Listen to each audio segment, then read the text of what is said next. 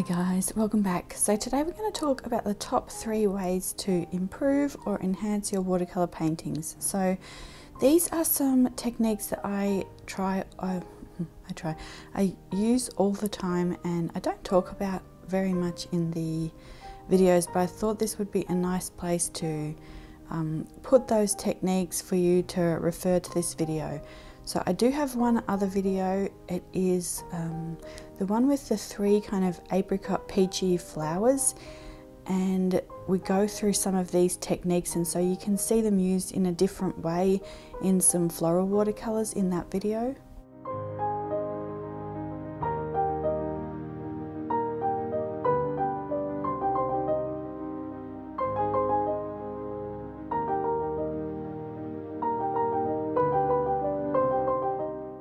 Okay, so you can see here that I am preparing the heading and I'm doing one of the emblems that I do on the top of the page, and I know that some of you really enjoy this, so I wanted to leave that in for you.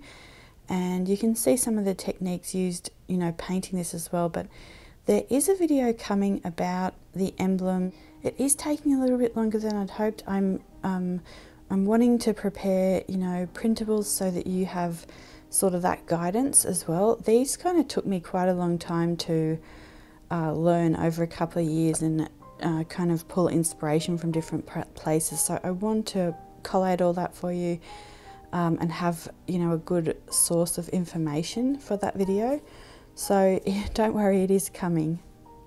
So we're just going to quickly paint this and then we will get into the top 3 tips to help improve your watercolor.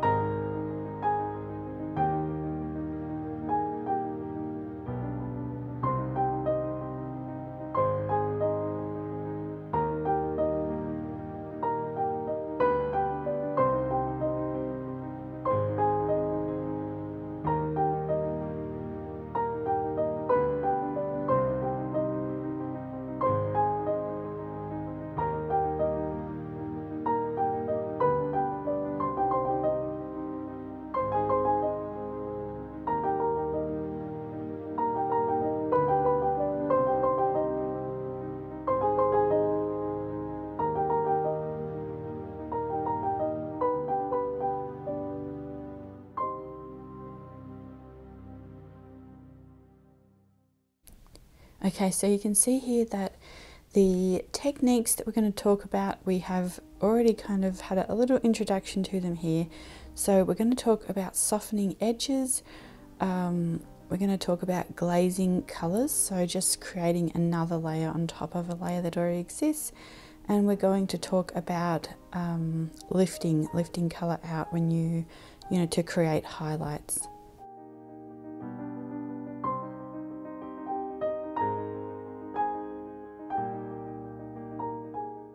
Okay, so the first thing we're going to do here is glazing, and we did cover this a lot more in one of the last videos about 5 different ways to swatch. So I'm not going to go into that too much here, but I wanted to just show you these cute little ways that you can do the swatches. If you're not into measuring or you don't want to kind of you know, do too much detail here, you can just put a little swatch down.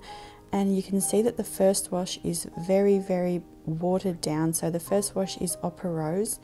And then I am putting, again, another pale watery wash of Opera Rose on the left and a pale watery wash of Organic Vermillion on the right. And then I'm glazing again over the top of it with, this one is Air. It's a sparkle colour from Nibs Watercolors, so like as in Jane Eyre. And then this one is the Sun Gold, and this is from Paint and Paper Studio. So yeah, I do a lot more work in the 5 swatches video and show you how you can also glaze on top of these metallic or iridescent colours or shimmer colours as well. And this is such a beautiful way to just continue to add layers to your watercolor. So the next thing we're going to talk about is lifting. And lifting, I guess there's two main benefits to lifting. And one is if you make a mistake, you can lift it out. And the other one is if you want to create highlights in your work, you can lift some. So there is a lot. There could probably be a whole video just on lifting. You can see here what I'm doing is just with a damp brush, I'm just trying to lift that color, dry off my brush and continue to lift it. So a couple of pointers for this would be look for low staining colors if you are a beginner or you're worried. I always generally like to use low staining colors just because it's easier for me to lift if I need to.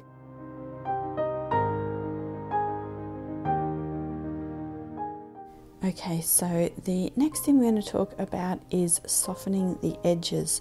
So this one is really useful. We will again look at some more variations of this technique. So once you have kind of dropped your colors in and you've done sort of the work there, that it might be on a petal or something like that, you can go back in with your damp clean brush and just smooth over those edges. You can see that one's already starting to create a hard edge, but I know that because the paper has we've sort of got to go into like the working time of a paper as well, and that's something that you start to get the feel for as you advance. But I will also do a video, it might be next week, on wet versus dry techniques and just water control. So we'll look at that a little bit more then, but you can see here that as while the paper's still wet, I can go in and do some of these extra things like softening the edges, and you could see that I was able to get out that hard edge that was starting to form because the paper was still wet, it wasn't drying yet. So that's one of the most important things to do. You've got to do the technique before the paper's beginning to dry.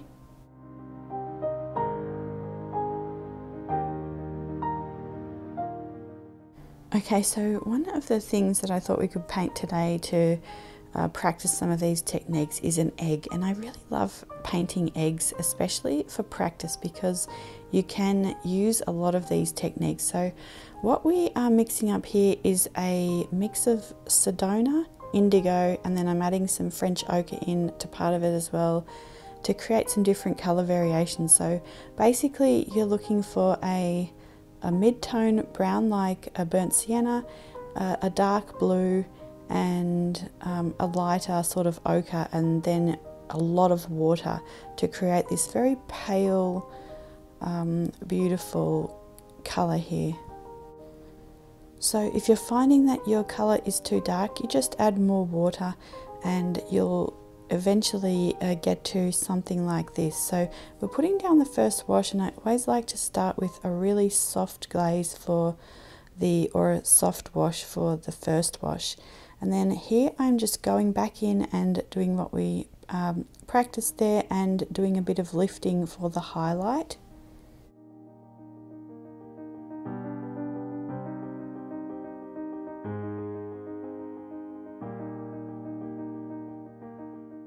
Okay, so then I'm adding in, while the paper's again still wet, I'm adding a darker concentration. So and you can see there that as I add that in and start to soften that in, the highlight starts to become more apparent, where before you couldn't really see it very much.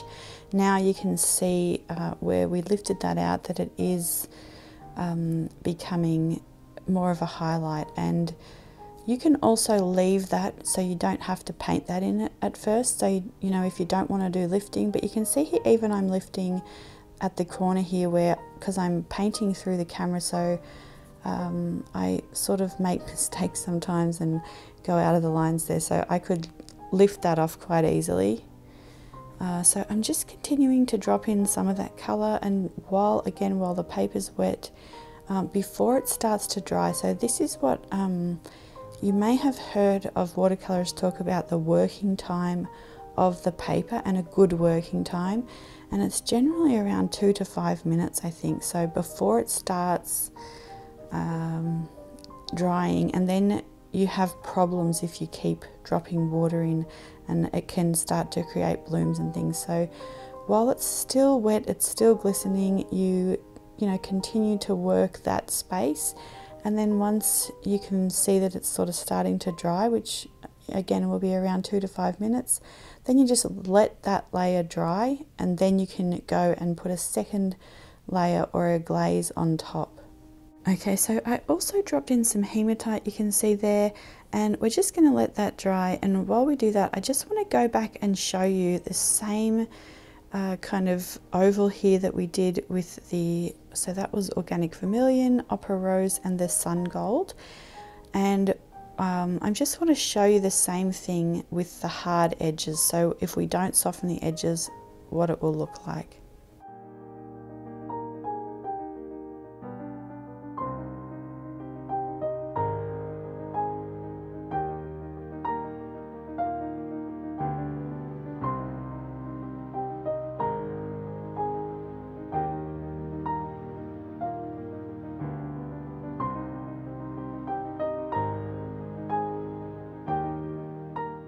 Okay, so this is dry now, and I have a smaller brush, and I'm going back into, this is the Escoda Reserva number 1, and the last one was the Escoda Reserva number 6, I think. So yeah, we're just going back in with some of those same colours. I think I'm using actual Van Dyke Brown for the darker speckles, and the French Ochre for the lighter speckles, and we're just creating some different speckling on the egg here, and then we will let that dry. And you can see here as well that once that was dry, I came back in and did a little bit more glazing on the left there, and I think I do a bit on the bottom right as well, just to give a little bit more feeling of movement.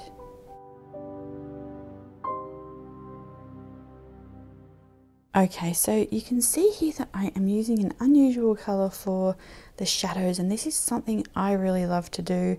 So we have used more neutrals and tans in the egg, and now I am just wanting to, you know, infuse colour into this little piece, so in an unexpected and, you know, pretty way. So I have the shell pink there. I'm going to drop in some Duochrome Lapis Sunlight by Daniel Smith. I have been super loving that combination lately, so it's one of my new favorites. It's really pretty. So I put the and you can see here that I'm trying to soften out the edges.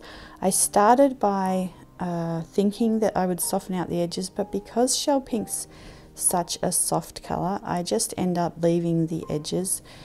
But I do have a whole series for shadows, so if you want to learn more about the different ways that I do it, you can watch that. I think it's 3 videos, so it was a really lovely series. But yeah, so here I am adding some French ochre, and then I also add some of the sun gold, and I also add here just some hematite and Sedona to deepen up the shadow right underneath the egg.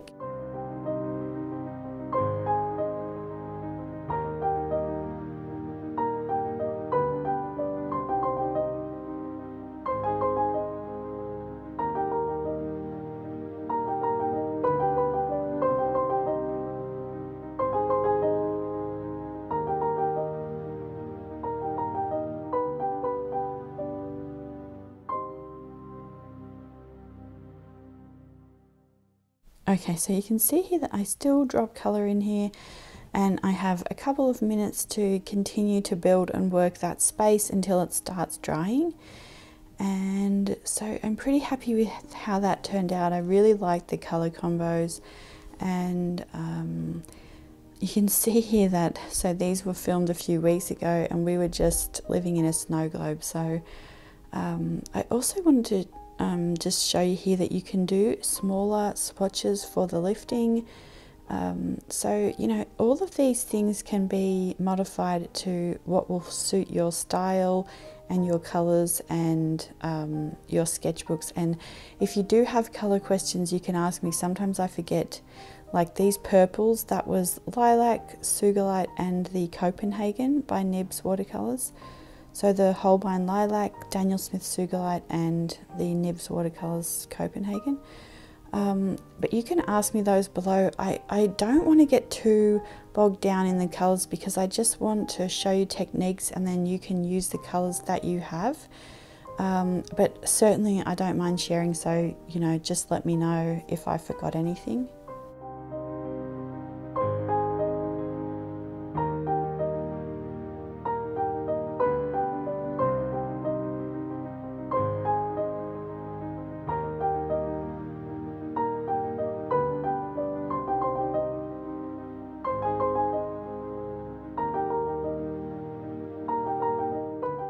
Okay, so that's it for today, guys.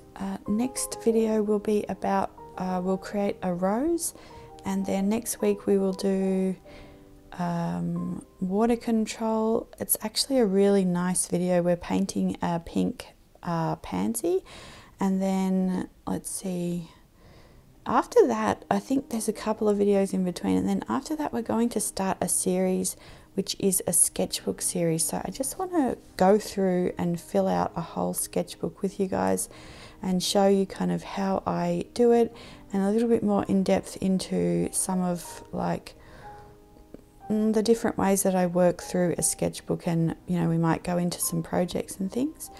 So I hope that you'll enjoy that. It's coming along quite nicely. And other than that, I will see you guys in my next video. Have a great week. Bye.